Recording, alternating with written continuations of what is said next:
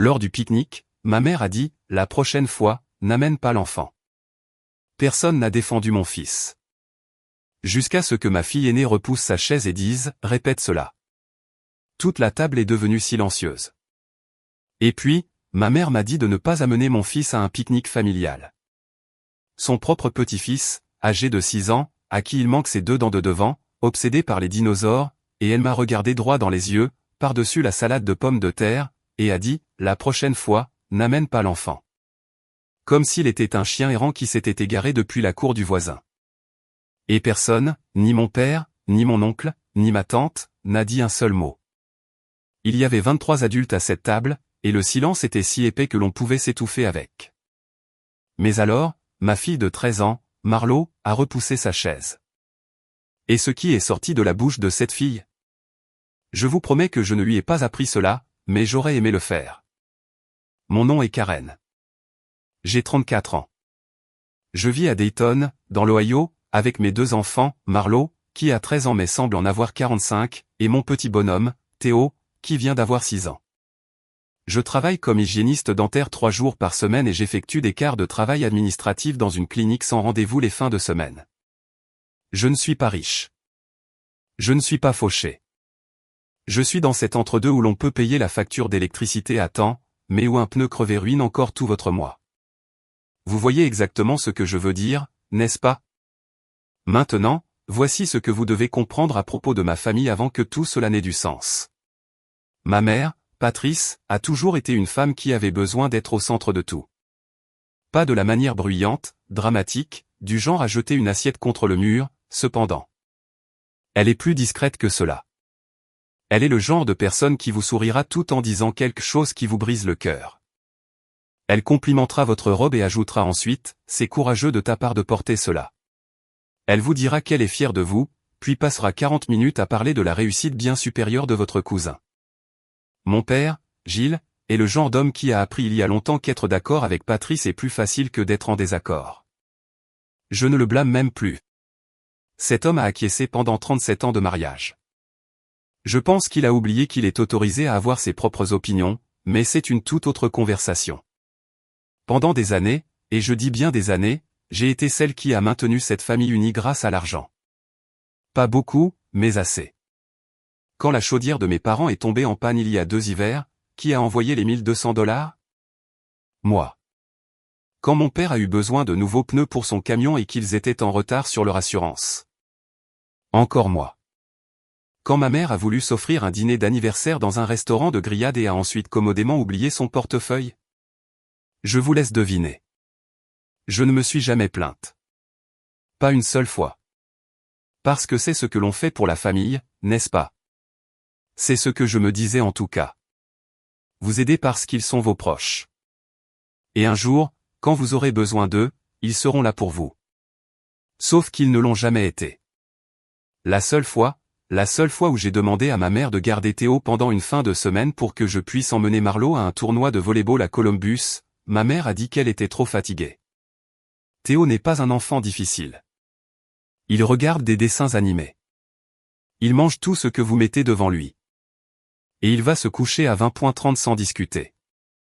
Mais elle était trop fatiguée. Et puis j'ai vu sur Facebook que cette même fin de semaine, elle organisait une soirée de jeux de cartes avec 6 de ses amis et avait préparé 3 sortes de trempettes. 3 sortes de trempettes, mais trop fatiguée pour son petit-fils. Cela m'a piqué, mais j'ai avalé ma peine. J'ai toujours tout avalé. Maintenant, je veux vous parler de ma cousine Dina. Elle est en fait la fille de la sœur de ma mère, et elle vit à environ 40 minutes de chez nous, à Springfield. Dina et moi sommes proches depuis que nous sommes petites. Elle est la seule personne dans cette famille qui m'ait jamais regardé en disant « Karen, tu n'es pas obligée de continuer à faire cela. » Elle le voyait. Elle voyait comment ma mère me traitait comme un distributeur automatique de billets avec un cœur qui bat, et elle détestait cela. Dina était mon pilier. Chaque fois que je l'appelais en pleurant après un commentaire de ma mère, Dina disait « Note-le. Un jour, tu auras besoin de te rappeler pourquoi tu as arrêté. » J'aurais dû l'écouter plus tôt. Alors, le pique-nique, laissez-moi vous situer le décor. C'était la fin de semaine du 4 juillet et ma tante Elle, la mère de Dina, organisait ce grand repas familial en plein air au parc Eastwood Metropark. Toute la famille était là, oncle, tante, petit cousin que je n'avais pas vu depuis le mariage de quelqu'un en 2019. Des enfants partout. Des hamburgers sur le grill. Quelqu'un avait apporté une enceinte diffusant de la vieille musique Motown. C'était vraiment agréable pendant environ 2 heures. Théo se comportait comme un véritable ange. Il jouait à chat avec les garçons de Dina. Il a partagé sa boîte de jus avec une petite fille qu'il ne connaissait même pas. Et quand il s'est écorché le genou sur le trottoir, il n'a même pas pleuré. Il est juste venu vers moi, m'a montré son genou et a dit « Maman, je pense que j'ai besoin d'un pansement dinosaure. Dites-moi si ce n'est pas la chose la plus mignonne que vous ayez jamais entendue. » Mais ma mère, elle l'avait observé tout l'après-midi avec cet air sur le visage. Vous connaissez cet air, comme si elle venait de croquer dans quelque chose d'acide. Chaque fois que Théo passait devant sa chaise en courant, elle soupirait. Quand il a accidentellement heurté la table et qu'un gobelet de limonade s'est renversé, pas même sur quelqu'un, juste sur l'herbe, elle a dit assez fort pour que la moitié de la table l'entende, « C'est exactement pour cela. C'est exactement pour cela. » Quoi, maman? J'ai laissé passer. J'ai nettoyé la limonade. J'ai dit à Théo d'être prudent et je me suis rassise. Puis le dîner a commencé. Nous mangeons tous et Théo est assis à côté de Marlo. Il se comporte bien. Il a du ketchup sur le menton et il balance ses jambes sous la table parce que le banc est trop haut pour lui, mais il a 6 ans. C'est ce que font les enfants de 6 ans. Et sans prévenir, ma mère pose sa fourchette, me regarde de l'autre côté de la table et dit avec un sourire, toujours avec un sourire, « Karen, la prochaine fois, peut-être que tu ne devrais tout simplement pas amener l'enfant. Ce serait plus facile pour tout le monde. » La table est devenue silencieuse. Je veux dire, un silence comme si quelqu'un avait appuyé sur le bouton muet de tout le parc. Ma tante elle a regardé son assiette. Mon oncle Vernon est soudainement devenu très intéressé par son épi de maïs. Mon père a pris une gorgée de sa bière et a regardé le ciel comme s'il cherchait des avions. Et Théo l'a entendu. Il a 6 ans, il n'est pas sourd. Il a levé les yeux vers moi avec ses grands yeux bruns, du ketchup encore sur le menton, et a chuchoté, « Maman, est-ce que grand-mère ne veut pas que je sois ici?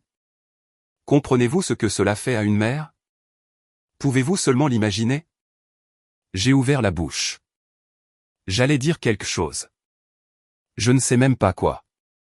Probablement quelque chose de poli, quelque chose de mesuré, quelque chose qui préserverait la paix. Parce que c'est ce que je faisais toujours.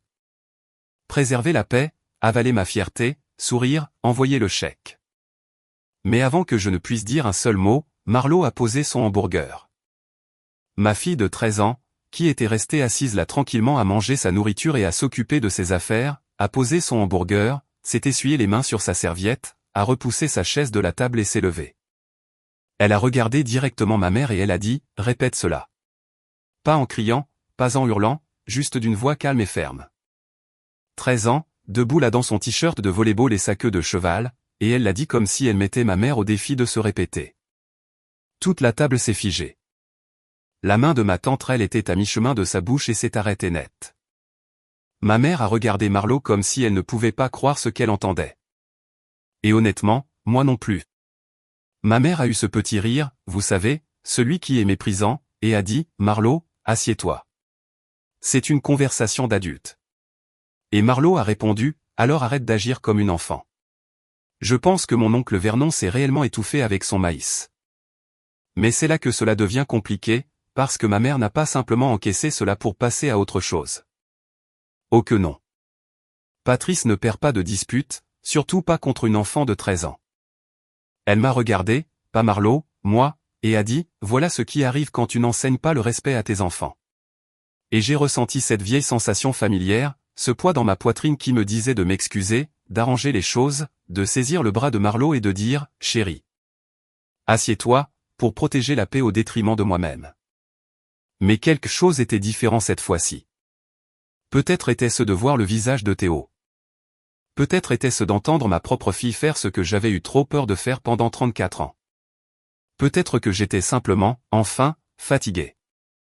J'ai regardé ma mère et j'ai dit, « Patrice, Théo est ton petit-fils, et si tu ne peux pas le traiter comme un membre de la famille, alors je ne vois pas pourquoi je devrais continuer à te traiter comme un membre de la mienne. Et puis j'ai emballé mes 2 enfants, ma salade de pommes de terre et ma dignité, et j'ai marché vers la voiture. Mais croyez-moi, ce n'était que le début. Parce que ce qui s'est passé dans les semaines après ce pique-nique, c'est là que les choses sont devenues vraiment laides. Et la décision que j'ai prise ensuite? Certaines personnes de ma famille ne me l'ont toujours pas pardonné. Mais voici la vérité, je le referai demain. Je vais vous dire exactement ce que j'ai fait. Et j'ai besoin que vous soyez honnête avec moi pour savoir si vous pensez que je suis allé trop loin. Ainsi, après ce pique-nique, je suis rentré à la maison avec mes enfants sur la banquette arrière et mes mains tremblant sur le volant. Marlo a été silencieuse pendant tout le trajet, regardant simplement par la fenêtre. Théo s'est endormi la bouche ouverte, son jouet dinosaure encore à la main. Moi? Je rejouais la voix de ma mère dans ma tête en boucle. La prochaine fois, n'amène pas l'enfant. Encore et encore comme une chanson que vous détestez mais que vous ne pouvez pas vous empêcher de fredonner. Quand je suis arrivé à la maison, je suis resté assise dans l'allée pendant 10 minutes après m'être garé. Juste assise là, le moteur éteint, les vitres baissées, écoutant les grillons. Et j'ai pensé, combien de fois suis-je rentré d'un événement familial en me sentant exactement comme cela? Combien de fois me suis-je garé dans cette allée avec ce même nœud à l'estomac? Et la réponse m'a effrayé parce que c'était à chaque fois. À chaque fois. Cette nuit-là, après avoir mis les enfants au lit, j'ai appelé Dina. Elle a décroché à la première sonnerie, ce qui vous dit tout ce que vous devez savoir sur Dina. Je lui ai raconté ce qui s'était passé. Chaque mot, chaque regard, chaque seconde de silence de la part de chaque personne à cette table. Et quand j'ai eu fini, Dina a dit quelque chose que je n'oublierai jamais. Elle a dit, « Karen, tu as signé des chèques pour des gens qui ne te donneraient pas un verre d'eau si tu étais en feu. Quand vas-tu arrêter ?» Et je suis resté assise là, dans ma cuisine, à 23,00, sentant encore la crème solaire et le charbon de bois du pique-nique. Et j'ai dit, ce soir. J'arrête ce soir. Maintenant, laissez-moi vous dire à quoi ressemblait concrètement cet arrêt, car ce n'était pas une grande annonce dramatique. Je n'ai rien publié sur Facebook. Je n'ai pas envoyé de message de groupe. J'ai juste arrêté discrètement, complètement. Le premier test est arrivé 9 jours plus tard. Ma mère m'a appelé, pas pour s'excuser, évidemment. Cela nécessiterait qu'elle croie qu'elle a fait quelque chose de mal. Elle a appelé pour me dire que le chauffe-eau de leur maison faisait du bruit et que mon père pensait qu'il fallait peut-être le remplacer. Et puis elle a fait ce qu'elle fait toujours. Elle ne m'a pas demandé d'argent directement. Non, Patrice est bien trop intelligente pour cela. Elle a juste dit, je ne sais pas ce que nous allons faire, Karen. Ton père ne travaille plus qu'à temps partiel maintenant, et mes genoux me font tellement mal que je peux à peine aller au magasin. Je ne sais tout simplement pas. Et puis le silence. Ce silence lourd et chargé qui était censé me faire dire, ne t'inquiète pas, maman. Je m'en occupe. Vous savez ce que j'ai dit à la place? J'ai dit, cela semble vraiment stressant. J'espère que vous trouverez une solution. La pause à l'autre bout du fil a été si longue que j'ai réellement vérifié si l'appel avait été coupé. Ce n'était pas le cas. Elle ne savait tout simplement pas quoi faire d'une version de moi qui ne sortait pas son portefeuille. Elle a réessayé 2 jours plus tard. Cette fois, c'était à propos de la facture d'électricité plus élevée que prévu à cause de la climatisation. Même scénario, le soupir du « je ne sais tout simplement pas », la longue pause. Et je lui ai donné la même réponse, « c'est difficile, maman. Peut-être pourrais-tu appeler la compagnie d'électricité pour un plan de paiement. » Je pouvais presque entendre son cerveau court-circuiter au téléphone. Honnêtement, une partie de moi se sentait terriblement mal. Je ne vais pas vous mentir. Il y a une partie de moi qui voulait simplement envoyer l'argent pour faciliter les choses. Parce que c'est cela, être la personne qui règle tout dans la famille. Cela devient votre identité. Vous ne savez même pas qui vous êtes sans ce rôle. Est-ce que cela a du sens pour quelqu'un ou n'est-ce que moi? Mais Dina m'a maintenue forte. Elle m'envoyait un message chaque matin. Littéralement chaque matin, un petit message qui disait quelque chose comme « Jour 12 du choix de soi-même. Continue ou tu n'es pas un distributeur automatique. Tu n'es pas un distributeur automatique. Tu n'es pas un distributeur automatique. Cette femme mérite une médaille et des vacances. Maintenant, C'est là que le retour de bâton a commencé parce que, quand l'argent a cessé de couler, les appels téléphoniques ont commencé à arriver. Mais pas de ma mère. Oh que non. Patrice ne mène pas ses propres batailles quand elle peut recruter une armée. D'abord, ce fut ma tante Gail, la plus jeune sœur de ma mère. Elle m'a appelé un mardi après-midi pendant que j'étais au travail et a laissé un message vocal qui disait, et je paraphrase ici car le message réel durait environ 4 minutes, en gros, que j'étais égoïste, que mes parents étaient en difficulté, que la famille est de la famille. Et qu'elle ne m'avait pas élevé, mais que si elle l'avait fait, je saurais mieux me comporter. Elle ne m'a pas élevé. Elle a raison là-dessus. Elle n'a pas non plus aidé à m'élever, n'a jamais rien payé, n'a jamais fait de babysitting une seule fois et n'a assisté à aucun de mes événements scolaires. Mais bien sûr, Gail, parle-moi de la famille. Ensuite, ce fut l'amie de ma mère, Barbara. Une femme à qui j'ai parlé peut-être 6 fois dans toute ma vie. Elle m'a appelé pour dire qu'elle avait entendu dire que j'abandonnais mes parents et qu'elle pensait que je devrais vraiment réfléchir au genre d'exemple que je donnais à mes enfants. Barbara, que j'ai vu une fois voler un centre de table lors d'un repas communautaire à l'église. Elle me donne des conseils parentaux maintenant. Pensez-vous que j'aurais dû céder? Honnêtement, certains jours, j'ai failli le faire. Mais alors quelque chose s'est passé qui m'a fait réaliser que j'étais sur la bonne voie. Théo est rentré de l'école un jour. C'était environ 3 semaines après le pique-nique et il s'est assis à la table de la cuisine pendant que je préparais le dîner. Il faisait ce que font les enfants quand ils se préparent clairement à dire quelque chose, mais il continue d'ouvrir et de fermer la bouche comme un petit poisson. Finalement, il a dit, « Maman, est-ce que je suis méchant ?» J'ai posé la spatule. J'ai éteint la cuisinière. Je me suis assise à côté de lui et j'ai dit, « Pourquoi me demanderais-tu cela ?» Et il a répondu, « Parce que grand-mère ne m'aime pas, alors peut-être que je suis méchant. » Mon enfant de 6 ans était assis là, essayant sincèrement de comprendre ce qu'il avait fait de mal. Cet enfant qui partage ses collations avec tous les enfants à l'école. Cet enfant qui me dessine des images de notre famille où tout le monde sourit. Cet enfant qui a dit « excusez-moi » à un mannequin chez Target la semaine dernière parce qu'il l'avait heurté. Et il pensait qu'il était le problème. Je l'ai serré si fort et je lui ai dit « Bébé, tu n'es pas méchant. Tu es la meilleure chose qui me soit jamais arrivée. Et parfois, les adultes ont des problèmes qui n'ont rien à voir avec toi. » Il a semblé aller mieux après cela. Il est retourné jouer avec ses dinosaures. Mais je suis allé dans ma salle de bain, j'ai fermé la porte et j'ai pleuré si fort que j'ai dû m'asseoir sur le sol. C'est là que j'ai pris la deuxième décision. La première était de couper l'argent. La deuxième était plus importante. J'ai décidé que je n'irais plus à aucun événement familial tant que ma mère ne se serait pas excusée. Pas envers moi, envers Théo. Elle devait regarder ce petit garçon dans les yeux et lui dire qu'elle était désolée et qu'elle l'aimait. C'était ma condition, non négociable. Et je lui ai dit exactement cela. Je l'ai appelé et j'ai dit, « Maman, je t'aime, mais tant que tu ne te seras pas excusée auprès de Théo pour ce que tu as dit au pique-nique, je ne viendrai pas au dîner du dimanche. Je ne viendrai pas pour les fêtes et je n'enverrai plus un seul centime. » Voulez-vous savoir ce qu'elle a répondu? Elle a dit, « Tu vas me punir pour une blague ?» Je plaisantais. Tu as toujours été trop sensible. Une blague. Elle a appelé cela une blague. Mon fils qui se demande s'il est une mauvaise personne. C'est apparemment la chute de la blague.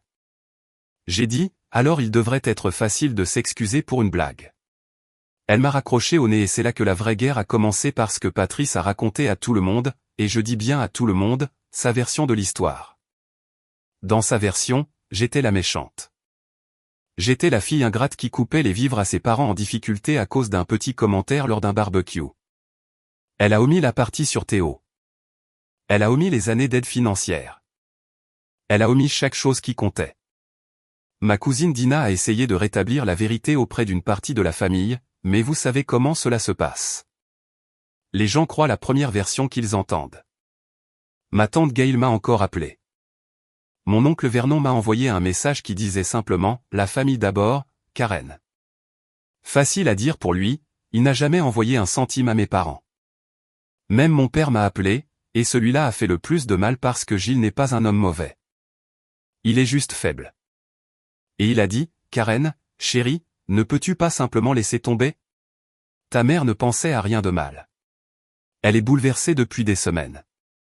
Elle est bouleversée. Elle est bouleversée. Mon fils pense qu'il est défectueux, et c'est ma mère qui est bouleversée. J'ai dit, papa, je t'aime. Mais tu étais assis là. Tu as entendu ce qu'elle a dit. Tu as vu le visage de Théo et tu as pris une gorgée de ta bière. Alors, j'ai besoin que tu comprennes. Je ne suis pas fâché contre toi, mais je ne peux pas prétendre que c'était correct. Il est devenu silencieux. Et puis il a dit quelque chose qui m'a surprise. Il a dit, je sais. Je sais que j'aurais dû dire quelque chose. C'était la chose la plus honnête que mon père m'ait dite depuis des années. Et pendant une seconde, j'ai pensé que peut-être il serait celui qui changerait la situation. Peut-être qu'il parlerait à ma mère. Peut-être qu'il comblerait le fossé. Mais il ne l'a pas fait. Gilles reste Gilles. Et être d'accord avec Patrice est toujours plus facile que n'importe quoi d'autre. Pendant ce temps, Marlo observait tout cela. Mon enfant est perspicace. Elle entend les appels téléphoniques. Elle comprend l'ambiance. Elle me voit fermer les yeux et respirer avant de répondre aux messages. Et un soir, elle est venue dans ma chambre, s'est assise sur mon lit et a dit, « Maman, je veux que tu saches que ce que j'ai fait au pique-nique, je le referai à chaque fois. » J'ai regardé cette fille, ma fille, avec son chignon en désordre, ses devoirs d'algèbre et son vernis à ongles écaillés. Et j'ai pensé, quand est-elle devenue plus courageuse que moi? J'ai dit, « Marlo, tu ne devrais pas avoir à mener des batailles pour ton frère. » Et elle a répondu, « Je ne mène pas des batailles pour lui. Je mène des batailles avec toi. Dites-moi que je n'ai pas l'enfant la plus incroyable de cette planète.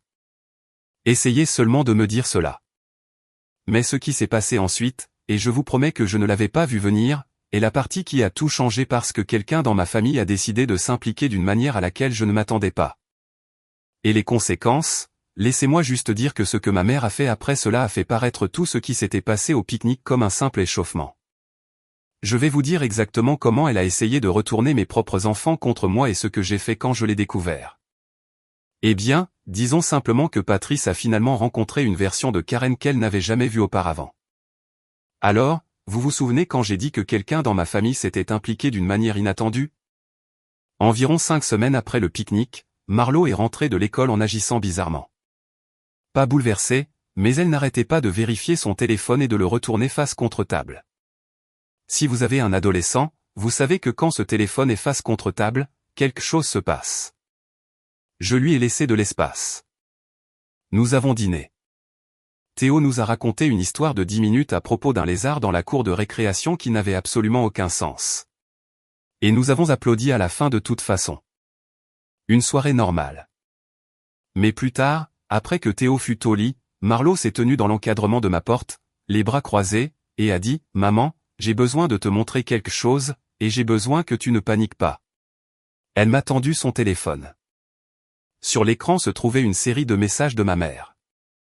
Patrice avait obtenu le numéro de Marlo, probablement de la tante Gail qui a les limites d'une porte moustiquaire dans un ouragan, et envoyait des messages à ma fille de 13 ans depuis 3 jours.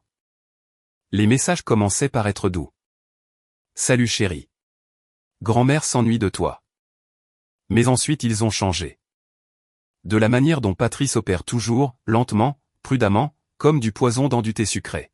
« J'aimerais que ta mère me laisse te voir ainsi que Théo. Ta mère a toujours été très émotive. Même à ton âge, elle réagissait de manière excessive. Peut-être pourrais-tu lui parler pour moi. » Elle recrutait ma fille. Dire à une enfant que sa mère était le problème. Demander à mon enfant de faire son sale boulot. Et la chose qui m'a fait bouillir le sang, elle n'a jamais mentionné Théo. Pas une seule fois. Elle n'a pas demandé comment il allait. Elle n'a pas dit qu'il lui manquait. Il n'existait pas dans ses messages. Mais voici ce que je ne savais pas encore. Marlo n'avait pas simplement lu en silence. Elle avait répondu au message disant que j'étais émotive. Marlo a écrit, « Ma mère n'est pas émotive. » Elle a juste fini de prétendre que tout va bien quand ce n'est pas le cas. Il y a une différence. À celle demandant à Marlo de me parler, je ne vais pas demander à ma mère de pardonner à quelqu'un qui ne s'est pas excusé. Cela n'aurait aucun sens, n'est-ce pas? J'ai regardé ce téléphone pendant longtemps. Puis j'ai regardé Marlo, qui se rongeait l'ongle du pouce comme si elle s'attendait à être punie, et j'ai dit, tu es l'être humain le plus incroyable que j'ai jamais rencontré. Elle a dit, alors je ne suis pas en difficulté? J'ai répondu, chérie. La seule personne en difficulté est ta grand-mère. Maintenant, voici où les gens de ma famille disent que je suis allé trop loin, et je veux sincèrement savoir si vous êtes d'accord. J'ai pris des captures d'écran de chaque message que ma mère a envoyé à Marlo. Chacun d'eux. Et je les ai envoyés à chaque personne qui m'avait traité d'égoïste. Tante Gail, oncle Vernon, Barbara avec le centre de table volé. Aucun commentaire, juste les captures d'écran et une ligne, voilà ce qu'elle fait maintenant. Tante Gail a appelé et pour la première fois n'a pas commencé par défendre ma mère. Elle a dit, je ne savais pas qu'elle faisait cela. J'ai répondu, il y a beaucoup de choses que tu ne sais pas, Gail, parce que tu n'écoutes jamais qu'un seul côté. Oncle Vernon? Silence radio, ce qui honnêtement était une amélioration. Dina m'a appelé en riant si fort qu'elle pouvait à peine respirer. Elle a dit, Marlo est mon héroïne. Je vais lui acheter une pizza. Et elle l'a fait. Elle a conduit 40 minutes depuis Springfield avec une grande pizza pepperoni et un tricératops en peluche pour Théo car, selon ses mots, cet enfant mérite un cadeau sans raison. C'est le genre de famille que je veux autour de mes enfants. Après avoir envoyé ces captures d'écran, il y a eu 2 semaines de silence complet de la part de Patrice. Elle ne pouvait pas déformer les faits cette fois. Ses propres mots, sur le téléphone de sa propre petite fille, noir sur blanc. Puis un samedi matin, on a frappé à ma porte. Mon père, Gilles, se tenait sur mon porche avec son vieux chapeau de pêche, tenant un sac de boulangerie. Il avait l'air de ne pas avoir dormi depuis une semaine. Il s'est assis à ma table de cuisine, a posé le sac et a dit, j'ai apporté les brioches à la cannelle que tu aimais quand tu étais petite. Et puis cet homme, que je n'ai jamais vu pleurer une seule fois de toute ma vie, a mis son visage dans ses mains et a sangloté. Il a dit, je t'ai laissé tomber, Karen. J'étais assis à cette table et j'ai entendu ce que ta mère a dit et je n'ai pas parlé parce que j'ai peur de cette femme depuis 37 ans. Et j'ai laissé cela me coûter ma fille et mes petits-enfants. J'ai dit, papa, je n'ai pas besoin que tu sois parfait. J'ai juste besoin que tu sois honnête. Et il l'a été. Pendant 2 heures, il m'a dit des choses qu'il n'avait jamais dites. Qu'il avait toujours su que maman avait tort. Que chaque fois que j'envoyais de l'argent, il se sentait mal. Qu'il en avait parlé avec elle une fois, il y a des années, et qu'elle ne lui avait pas parlé pendant 11 jours, alors il ne l'avait plus jamais mentionné. Puis il a dit quelque chose qui m'a surprise, ta mère a peur, Karen. Elle ne l'admettra pas, mais elle est terrifiée à l'idée de te perdre et elle ne sait pas comment réparer cela parce que tout le monde a toujours cédé. J'ai dit, je sais. J'ai cédé pendant 34 ans. J'ai fini. Il a hoché la tête. Puis il a dit, et si j'arrêtais de céder, moi aussi? 2 jours plus tard, papa m'a dit qu'il avait eu une vraie conversation avec ma mère. Il lui a dit que le pique-nique était une erreur, que les messages étaient une erreur, que les années passées à dépendre de moi étaient une erreur, et il lui a dit que si elle ne réparait pas cela, elle le perdrait lui aussi. Puis environ 9 semaines après le pique-nique, mon téléphone a sonné. Ma mère est restée silencieuse pendant un long moment. Puis elle a dit, j'ai besoin de parler à Théo parce que je lui dois des excuses, et je t'en dois aussi. J'ai laissé le silence s'installer. Puis j'ai dit, je vais y réfléchir. Certains d'entre vous pourraient penser que j'aurais dû sauter sur l'occasion. Mais après tout, l'argent, le pique-nique, les messages à Marlo, la campagne de dénigrement, j'avais besoin de protéger mes enfants d'abord. Dina a dit, laisse-la venir selon tes termes, dans ta maison, et si elle gâche tout, c'est fini. J'ai donc invité ma mère à dîner le dimanche suivant. Juste elle, moi, Marlo et Théo. Je lui ai dit de venir avec de vraies excuses ou de ne pas venir du tout. Elle s'est présentée à 17.00 dans une robe, ce qu'elle ne porte jamais pour les dîners décontractés. Elle a apporté des tulipes jaunes, mes préférées. Je ne pensais pas qu'elle s'en souvenait. Théo était sur le canapé à regarder des dessins animés. Il a levé les yeux vers elle et n'a pas bougé. Il n'a pas couru vers elle comme il le faisait avant. Il a juste observé. Et j'ai vu que cela l'a frappé de plein fouet, ce qu'elle avait fait. Elle s'est approchée, s'est agenouillée, ce qui n'était pas facile avec ses genoux, et a dit, Théo, grand-mère doit te dire quelque chose. Ce que j'ai dit au pique-nique était mal et méchant, et tu n'as rien fait de mal. Tu es mon petit-fils, et je t'aime, et je suis tellement désolé. Théo l'a regardé pendant environ 5 secondes. Puis il a dit, c'est bon, grand-mère.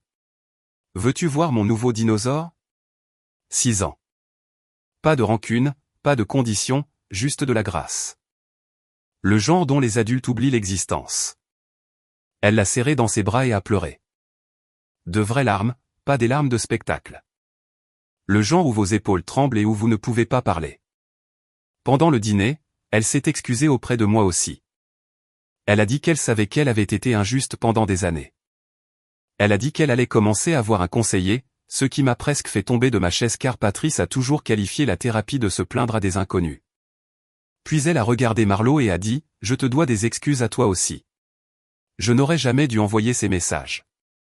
Tu as eu raison de défendre ton frère. » Marlo a répondu, « Merci, grand-mère, mais sache que je le referais si je le devais. » Ma mère a réellement ri, d'un rire sincère, et a dit, « Je te crois. » Maintenant, je ne vais pas prétendre que tout est parfait. La confiance ne se reconstruit pas du jour au lendemain. Je n'en vois toujours pas d'argent. C'est terminé de façon permanente. Mon père a trouvé un emploi à temps plein dans une quincaillerie, et il parle de forêt et de bois d'œuvre. Honnêtement, il semble plus heureux qu'il ne l'a été depuis une décennie. Tante Gail m'a apporté un plat cuisiné et a dit, « Je n'aurais pas dû me mêler de cela, sans me regarder dans les yeux. » Je l'accepte. Oncle Vernon n'a toujours pas dit un mot, mais à l'action de grâce, il s'est assis à côté de Théo et lui a posé des questions sur chaque dinosaure par son nom. Pour Vernon, c'est pratiquement une lettre d'amour. Dina vient toujours une fin de semaine sur 2 avec une pizza et ses garçons. Elle est toujours mon pilier. La semaine dernière, elle m'a envoyé un message, jour 147 du choix de soi-même. Regarde le chemin parcouru. J'ai pleuré en lisant cela. De bonnes larmes, cependant. Alors, voilà mon histoire. Le pique-nique, le silence, l'argent, les messages, les captures d'écran, les brioches à la cannelle et la jeune fille de 13 ans qui s'est levée quand personne d'autre ne voulait le faire. Si vous avez apprécié cette histoire, j'apprécierais vraiment un j'aime. Cela signifie plus que vous ne le pensez. Et si quelque chose ici vous a rappelé votre propre famille, ou si vous pensez que j'ai mal géré quelque chose ou que vous auriez agi différemment, dites-le moi dans les commentaires. Je les lis tous.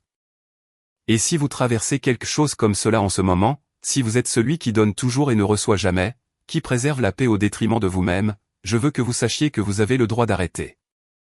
Vous avez le droit de dire assez. Et vous pourriez être surpris de voir qui se tient derrière vous quand vous le faites enfin. Pour moi, c'était une fille en t-shirt de volleyball qui a regardé ma mère dans les yeux et a dit, répète cela.